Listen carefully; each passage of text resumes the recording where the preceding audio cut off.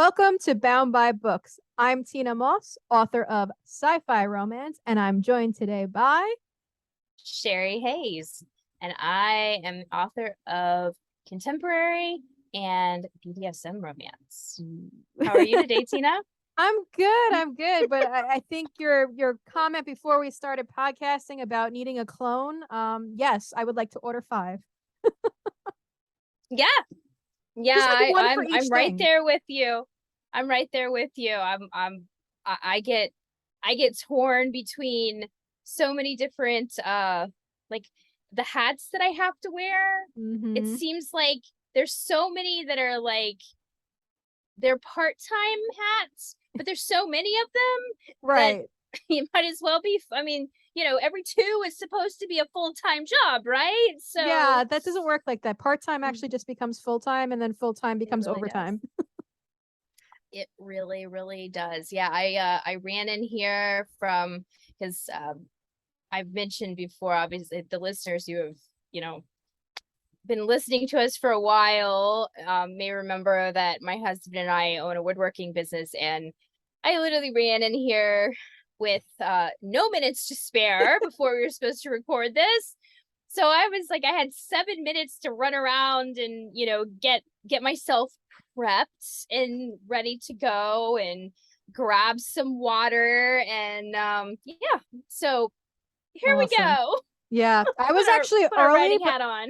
the only reason I was early because all of our podcast hosts will know I am never early. I'm notoriously late. I am that person, and I apologize. Yes, you are. I am. I'm that person. I'm always late. But I was 25 minutes early, and I was very proud of myself. But the only reason I was early is because I was up in this absolute atrocity of an office that I've been putting off for months and months cleaning it, and has only gotten perpetually worse after different cons that I've been to. So I tried to start cleaning it and then quickly realized that I was not going to have enough time to clean. So I sat back and I was like, you know what? I'm going to see if Sherri's early. And of course, it was totally Of fine and course, getting I finished. wasn't. I was late. Yeah. Yeah, I was like, "Oh my goodness, we got it it had such a lesson was just so weird. Like well, first of all, I didn't get to sleep until 3 a.m. Oh, I was up late writing. yep. I was like, I'm getting this chapter finished before I go to bed. And of course, it was giving me such fits. Mm-hmm. Um, and I kept having to delete stuff and rewrite stuff Oh and, my gosh. flip Is that the sentences one you're on around. deadline for right now? I know you Um, moved the deadline, but you were, yeah, I pushed the deadline back a month, but still, it's still let's a see. month, and I'm only I think I'm at 63,000 Oh words, my God, so much time. That's plenty oh of time. no, it's not. I So don't write much that time. fast. I don't write that fast. So yeah, it was crazy because I was sitting there and this is the it's an age gap romance. So Mm. the hero is much older and has adult children, and she is Do you have a younger. title for this one? I do. It's Claiming His Kiss. Nice. So there's a 23-year age difference between the hero and the Wow. heroine. And so his kids just found out about her. Oh boy. Yeah. That's gonna be a good scene to write. Mm-hmm. Yes. So yeah, and so anyway, we're having some little, tension and fun with that, but I wrote it one way and then I didn't like how it was playing out, and it wasn't kind of going in the direction that it just felt like it was just creating too much drama for what I Gotcha. wanted.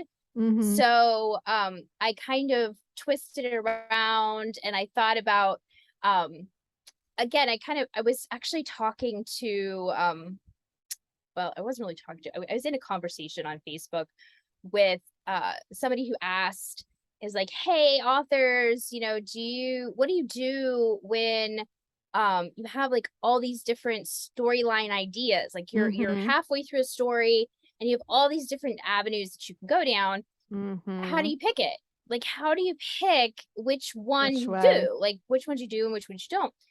And so that's kind of a situation, and I was sharing that my best advice is take a really long walk. Mm-hmm. and play those different scenes and storylines in your head, and also think about not only the storylines but also your characters and Mm-hmm. their backstories. So with this particular storyline, and this particular child that was involved, who's not a child, adult child, I had to sit back and I'd be like, okay, let me think about who I've set this character up to be. Mm-hmm. And how would that shape their reaction to The situation. the situation? Right.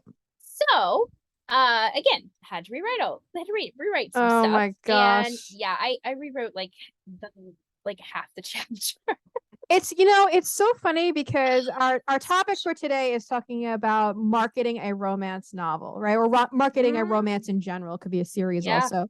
But we don't talk a lot about like the craft side of it. And I think so much of craft is also like marketing is such a conscious thing where I feel like craft sometimes is a subconscious thing where we have to Mhm. kind of let things like process and mull them over and think about them for a little while and sit on them. It's not always Mhm. like you can immediately jump in and pick the storyline that's going to work for those characters. Sometimes it's just got to be like, okay, let me think about this, let my subconscious think about it, and then in the morning I might have, the answer to the question. Mhm. But you also need to think about that from a marketing perspective as well. So case Good in point. point, this particular storyline, I've created this book around these two characters. I have to sit here and think, do I want to just keep it with these two characters, or do I want to potentially set up a spinoff Mm-hmm. for the children? Good point. Yeah. Because I have 3 children, and that could make a nice little trilogy over here, side trilogy that would be related, which would be another way to enter my series. Mm-hmm. So when you're thinking about craft, it really does have to integrate into marketing, especially with romance, but really Absolutely. any genre. But romance kind of becomes I don't know, it almost becomes a little more important because of how ferocious the readers Yeah, of and I think too, like when you're trying to figure out, okay, your author career, big picture, right? You want to plan things out in a way that's going to give you room to write. So if things work or don't work. So let's say, for Right. example, with your current series, obviously this is an ongoing series, so you know the popularity of it, and you therefore know that a spin-off trilogy would work as well. But if you're not certain if a series is going to work, you need entry and exit points in and out of that series so that you could either continue it or you could get out of it and start something else. And like you said, also give readers different entry points into you as an author and your work. So if I tomorrow, let's say, read nothing by you and you wrote this trilogy with the 3 characters, and that was the first thing I saw by you, my immediate reaction is going to be after I've read them, oh, wait, there's another series that links to this. There's a spin-off series. Like if I like it, obviously I'm going to want to go and read that.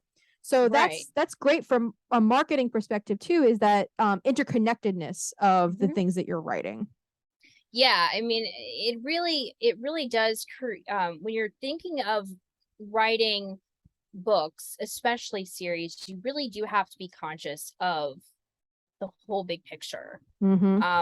And it's interesting because you usually have 2 different types of people, in my opinion. You have people who are very detail oriented, Mm-hmm. and then you have people who are very big picture oriented. Yep. And when you're writing as an author and approaching this as a business, from looking at it from a marketing perspective, you really kind of have to do both. You For have to sure. be able to see both sides. You have to look at the details in your story, and then you have to scale those up and say, what can I do with them? Mm-hmm. How can I use those from a marketing perspective to get the biggest bang for my buck? And is there something that I can put in my story that will make the marketing easier or more effective? Mm-hmm. Absolutely. One of the things that I always suggest to authors and that I do myself is I always have an epilogue that is going to be the next hero or heroine of the next book. So, for example, in Alien's Temptation, which is the book that I just had come out, I have an epilogue for Alien's Hope, which is the next book that I'm writing. So if you haven't read that epilogue, you can still read the next book, no problem, but it automatically gives the reader a place to go and a place to continue in the series.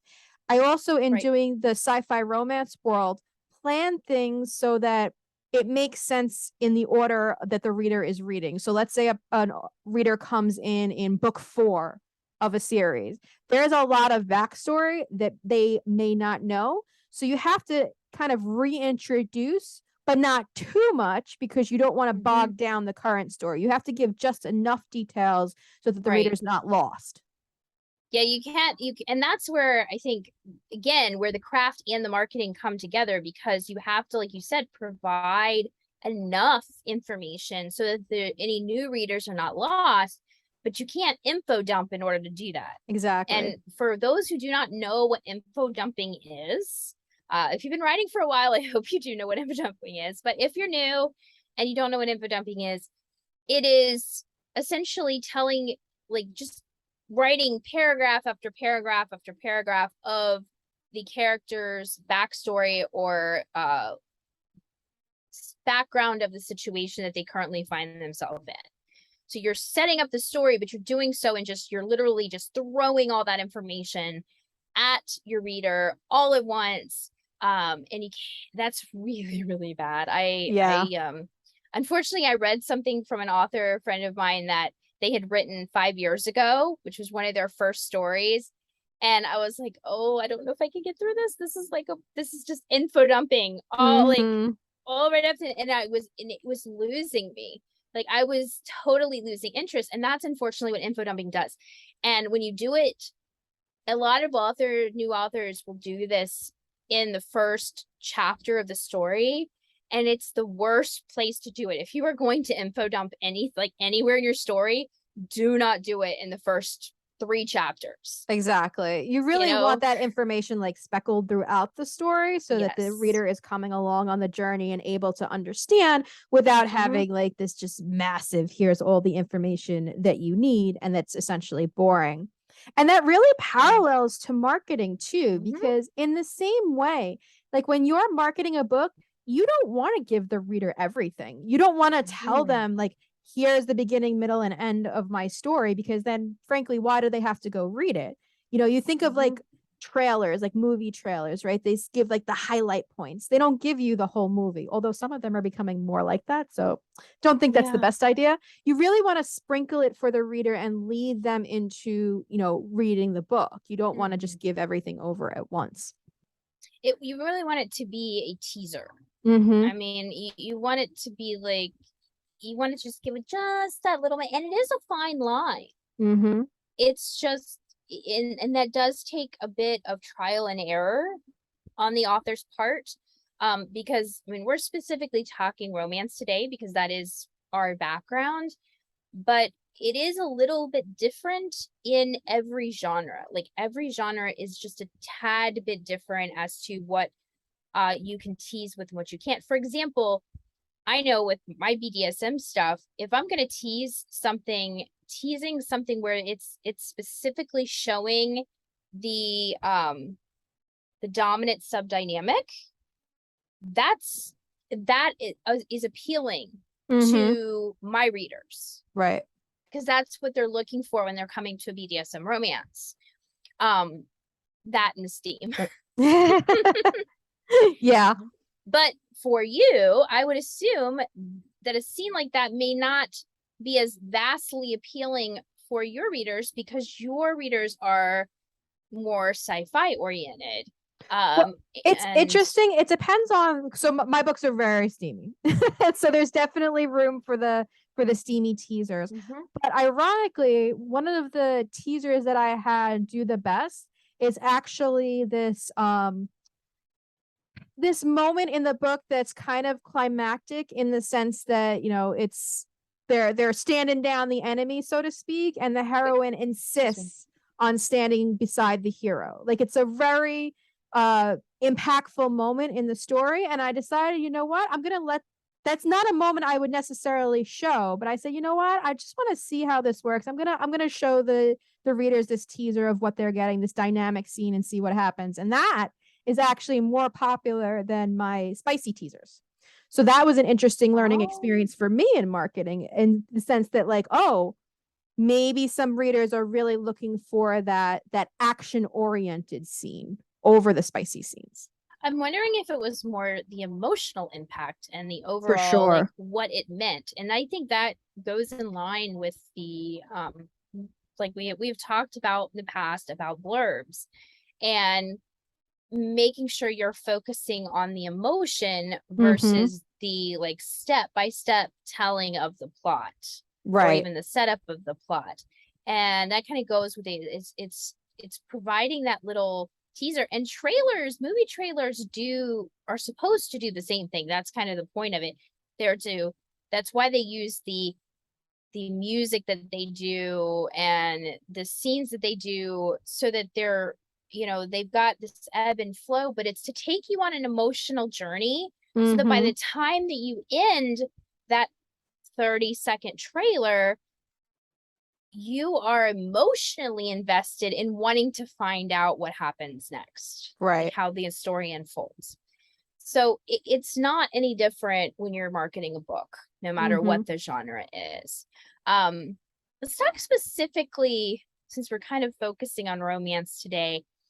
Um, what is something that you would say, marketing wise, would be more geared towards romance versus any other genre? Or is there one? Well, I think right now, everybody's talking about TikTok. A lot of people are like, I'm not sure if I want to use this platform. I don't know if I want to show my face. And the interesting thing about that is TikTok is such a multidimensional platform that there are accounts that like just do page flips, meaning they show a video of pages of a book flipping and they put text over it. And that's it. That's the whole account. Some of them will be aesthetic videos. Well, they'll show like this is the inspiration for my story, and all different kinds of aesthetics with that.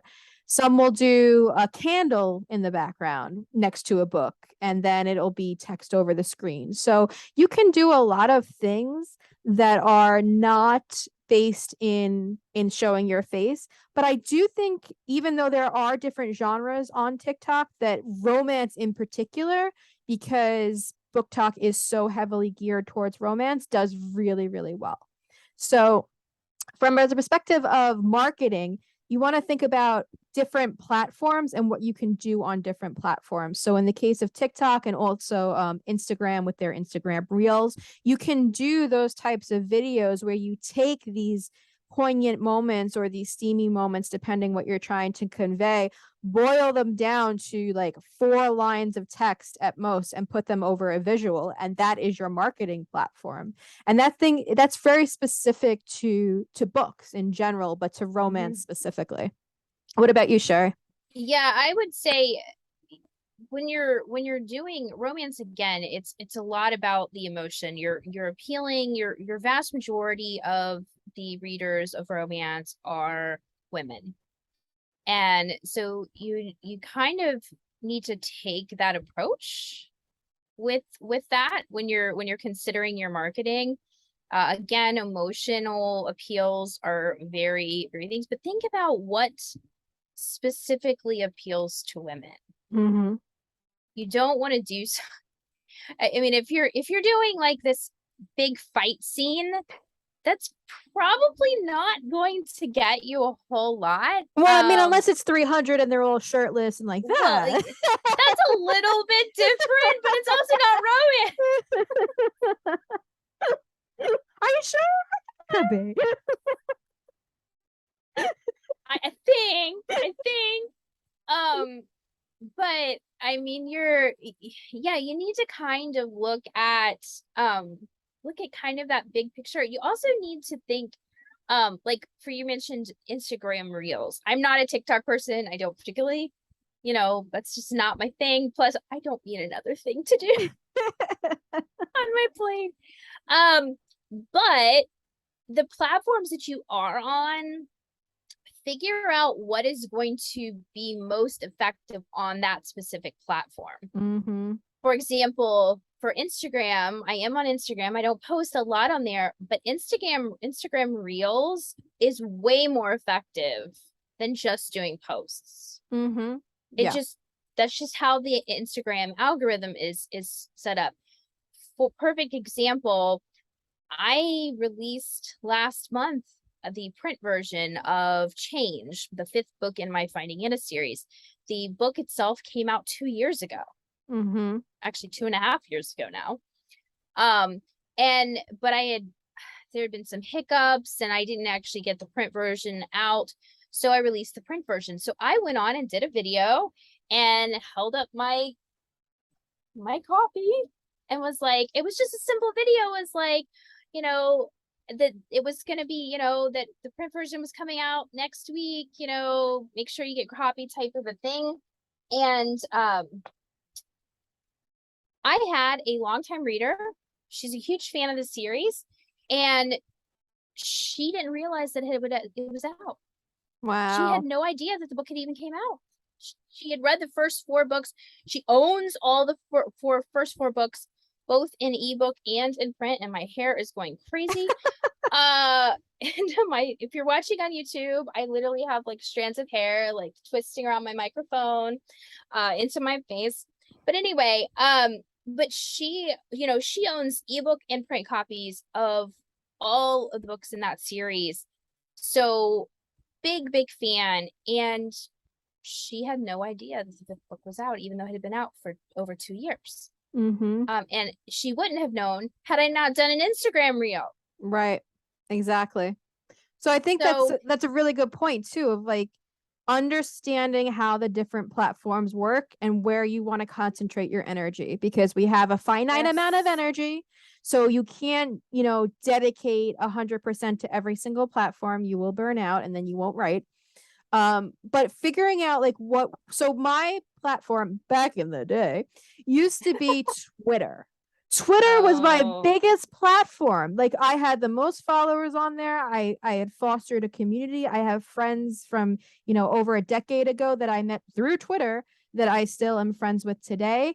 It was my driving force. And then all of a sudden that platform for me and the sales of my books kind of fell off. And, I joke that I fell into TikTok, but it didn't. We have to know when something is working, what's working, and when something is.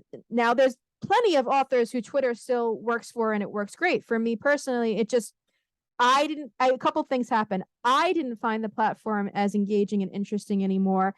The community had changed a lot from when I had first started, and I was like, not really as interested in that particular community anymore. So my feelings toward the platform changed. And then of course the algorithmic changes that all platforms go through happened with Twitter as well. Right, exactly. Yeah, you've got it. There's also a good thing to go and look at. You can Google like what the demographics are for each social media platform, and that is a good thing to do. Would highly recommend doing it. To see what demographics are using that platform, and then tailoring your marketing strategy for that. For example, Twitter now, anyway, it may not have been years ago when you were having such success on it, but today there are more men on that platform than there are women. For sure. If you're writing romance, I'm not saying not be on the platform. I'm on the platform. I post a couple of times a week over there just to keep everything active. And I have my Goodreads attached to that. So when I finish, if I mark a book as read on Goodreads, it'll put over. So it keeps it active. And, my contact information, my website, all that stuff is over there.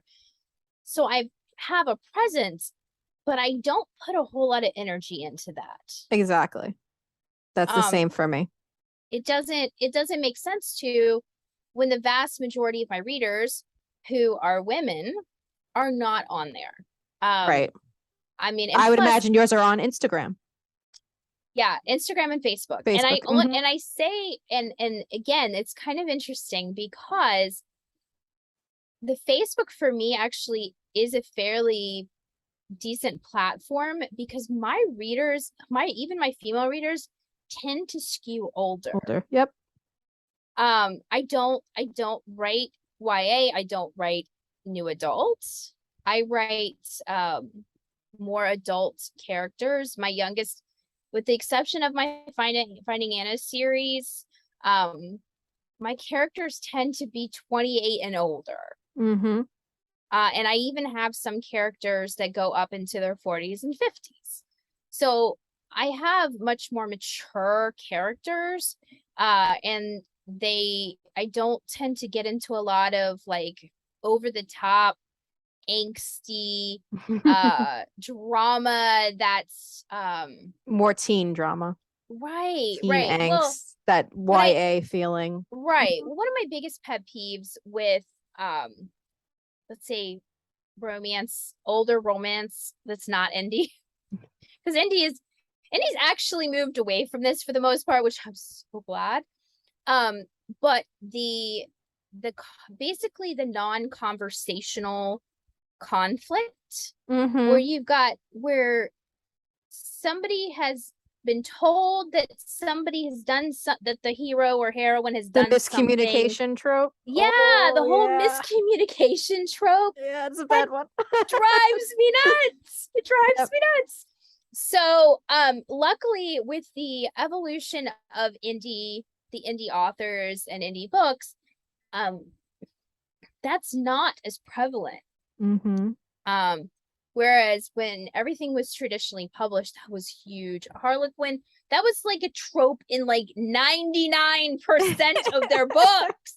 Okay, there's this right at the end. It was like this big miscommunication, and then as soon as they came together and they talked to each other and actually, worked it out. Actually worked, and then it was worked out in like 2 pages because it was such a simple misunderstanding or miscommunication. Right. That it was just like, oh, everything's fine now. I love you, and we're together. We're gonna have a happily ever after. It's like, yeah, no, so funny. So, yeah, I mean, knowing your tropes is also a really, really important marketing tool. I think we need to talk about. Absolutely. Not just in knowing, like when you're doing your blurbs, which again, very important to incorporate your tropes into your blurbs, but also knowing it when you're going in and doing your marketing and how you're doing your marketing. Because like for me, I will be pushing the age gap, the May to December romance, taking those categories when I'm uploading to the retailers, when I'm making the teasers. Those are going to be, front and center with those keywords when I'm putting those out there. Right.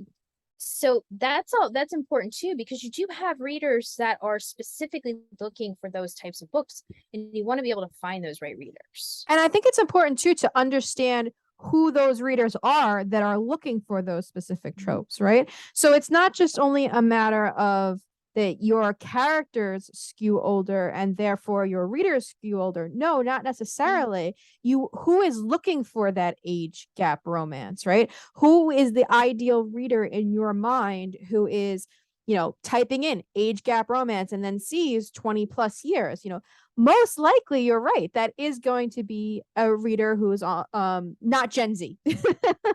No, not Gen Z readers. No. So that's important too, is one, knowing your tropes and then knowing the readers that are looking for those tropes. In my case, my demographics skew a little all over the place just because I'm in sci-fi, which tends to be a younger audience, but then I'm in super steamy, which actually tends to be older audience, and then everything in between. So that's why I have Facebook, I have TikTok, I have Instagram, I have a couple of different platforms that I tend to be the most active on. But if I had to, target my ideal reader, it has to be someone who, likes fated mates, because that's a big trope in all of my books.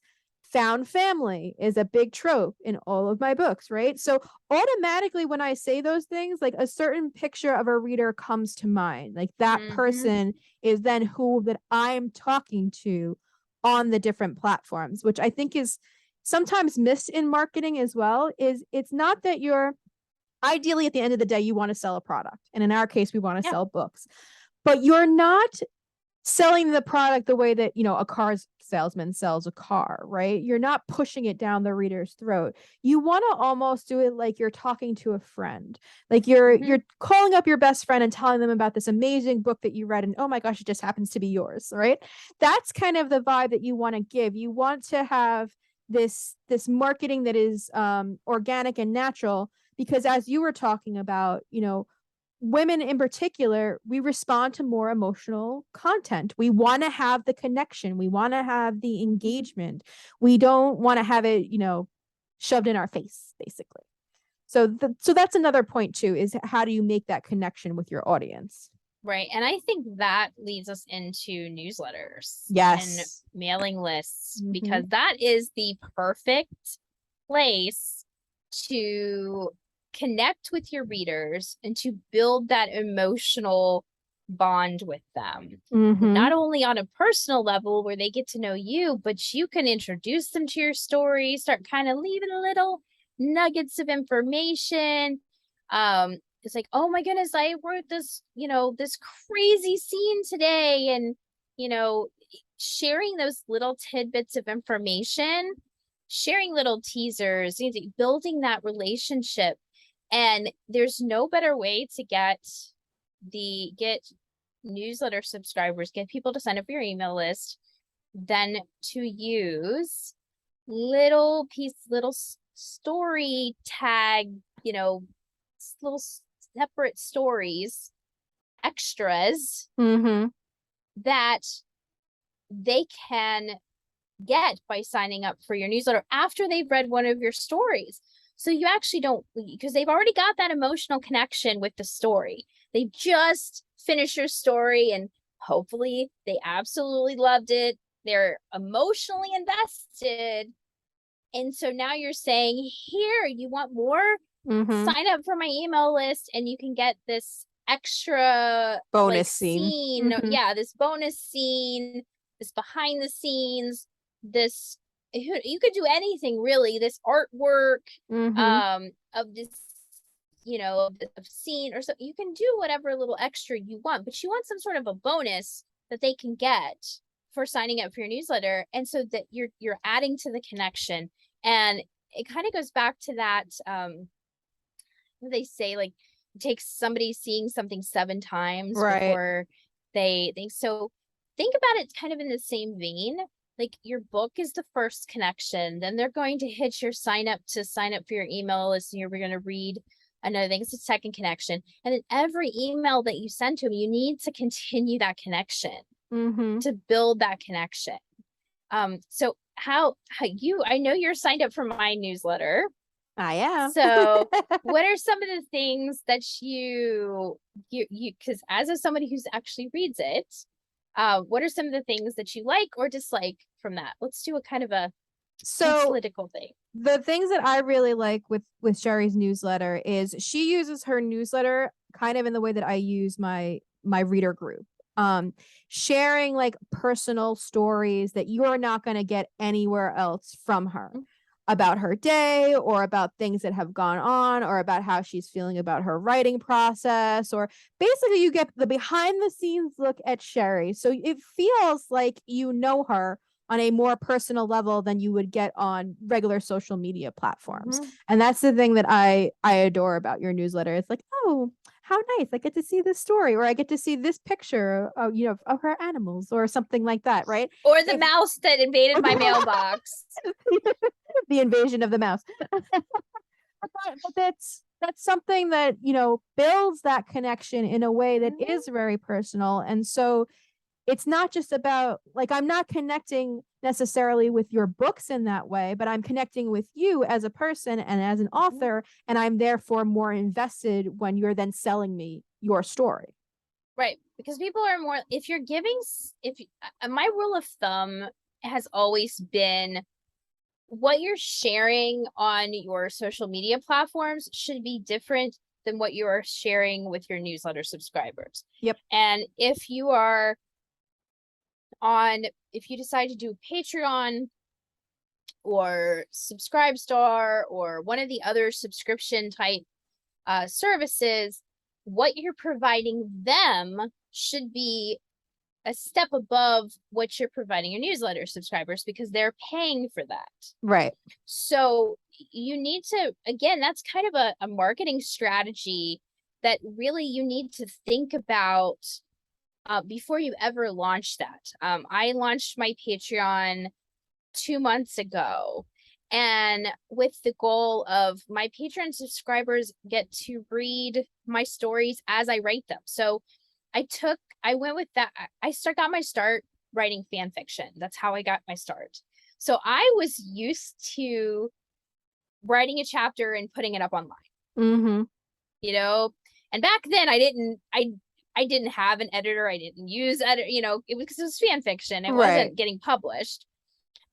So I was just, that's just something that kind of, it didn't bother me. And I know in our little group, there was a couple of the girls was like, I couldn't do that. I couldn't put up an unedited portion. That's just, I would be too afraid. It doesn't bother me to do that. But yeah, maybe my Patreon subscribers, if they sign up, there are levels where they actually get to see my story as I write it, just like it would if it was fan fiction. And then of course they will get the book, either the ebook or paperback, depending on what they sign up for free. Plus I'll put up there like if I include like an outfit, a specific outfit that I'm, you know, writing about, that the hero or heroine's wearing, usually the heroine, I'll, you know, I'll have wherever I found it at, whether it's on Pinterest or, you know, just whatever site, I'll either link it or I'll post that picture on there so they get to see that. It's a visual representation. But again, that's stuff that's an extra added bonus for them. And again, another connection, another way to kind of put it in. Plus, it does give you some marketing dollars because they are subscribing to you, they're supporting you in that way, that you can then turn around and use for other marketing avenues. Now you have a Patreon as well. So how do you use your Patreon? Well, it also gives you analytics, right? Because something that does well on your Patreon, you're like, oh, that did well here. If I use a version or a variation of this in other places, let's see how it does. And I think you're right. There's certain like levels of access and connection from your Patreon. And in my case, then my reader group, then my newsletter, and then my regular social media platforms. I use my Patreon a lot for first looks. So they get the first look of everything and anything I do. Like, for example, I put out merch recently, which I'm super excited about. It's a running joke about alien pickles. You'll have to go check out my TikTok in order to see that. But they were the first ones who got to see it, right? And then my reader group did, then my newsletter, etc., and so on from there. And then, of course, the public social media. So I think, too, is when you're thinking about making these connections, you have to have kind of a tiered system of, and also ask yourself how much you're willing to show and how of your personal life, because of course you want to keep some things for yourself. For example, I do not show my husband on any social media platforms. That's just something that we decided a while ago. Other people will happily show their partners, and that's no problem. So putting appropriate boundaries in place, I think, is also important in terms of marketing, because sometimes, you know, social media is social, and sometimes we share too much online. So considering from a marketing perspective, what's right for you before you even start, like right from the beginning, like here's my lines that I'm not going to cross. And here's the things that I am willing to share, is also really important. But yeah, there's so many ways to do this. There is, but like, I do think you hit on a really good point there, is that before you just jump in with both feet and just like, oh, I'm going to do all the things, you need to really set up boundaries as to, okay, these are, let's say, the 5 different marketing avenues I'm going to use. I'm going to use, you know, Facebook, Instagram, have a newsletter, a blog, and Patreon. So those are my 5 main things I'm going to focus on. Okay. But then you need to decide, okay, what type of stuff am I sharing on Patreon? What type of stuff am I sharing in my newsletter? What type of stuff am I posting on my blog? And then what kind of stuff am I posting on things? And they should not all be the same. Now you can have some Exactly. overlap, but they should not all be identical. Unless the only exception might be Patreon, and it may be just like you're saying, you do first looks. So you get people who get, they get it before anybody else. So they get that early access, but it may not be stuff that you're not sharing with on other Right. sites. They're just Yeah. getting it early. You still should have exclusive stuff for Patreon. It shouldn't just be first look, Yes. because otherwise, honestly, there's no reason for people to pay. So I do Okay. have exclusive stuff on there as well. But a lot of it is like you get the behind the scenes first looks. But yeah, for sure. Like, and also what we were talking about before with demographics, right? So let's say those were your 5, and then you were like, well, what about Twitter? What about TikTok? Blah, blah, blah. You have to decide if that's worth your time putting on what I call, and this is only what I would call it, right, is throwaway content. Okay. Content that is more simplistic, that you can have quick pictures or quick text that you're not investing a lot of time in. That's not to say it's not valuable and the readers won't enjoy it, but it's throwaway in the sense it's throwaway time. It's things that you are not putting a lot of time into. So, for example, I will post on Twitter, I will post on Facebook, I will post on Instagram a static image with text. And I will vary the text slightly based on the platform, but I use Later, which is a scheduling system, so that I can post all at once on one platform. I don't have to go to each individual one, and it puts out content to all of those platforms. Now, my more engaging content I will put on TikTok, and I will use the TikToks on Instagram Reels. I will put them in my stories on Instagram. I will put them in my stories on Facebook. Then if I'm having one-on-one discussions, I'll do them on TikTok, and I'll do them in my Facebook reader group. So that's where I have more of those personal conversations like Sherri is sharing in her newsletter. I do that in my reader group. Some people, especially for a younger demographic, have Discord. I, for the life of me, cannot get into Discord. I just have not thrived on that platform at all. But I know plenty of people who also use Discord for their reader groups, or who have more interactions there. So again, it just really depends on what you want to do and where you want to spend your time. I discovered that Discord was not for me, and I tried it a couple times and said, you know what? I can't invest this time that I need on this platform, so I'm not going to use this platform. Yeah, the only thing I would say for me is a concrete must when it comes to marketing, and this is across the board. It doesn't matter what genre you're writing, is you must have an email list. You must, because it is the only platform that you own. And quote unquote here, I'm quotation with you own, because I mean, obviously you still have to host it through someone. However, you do still own those emails, or, those email addresses, and the information that those readers have given you.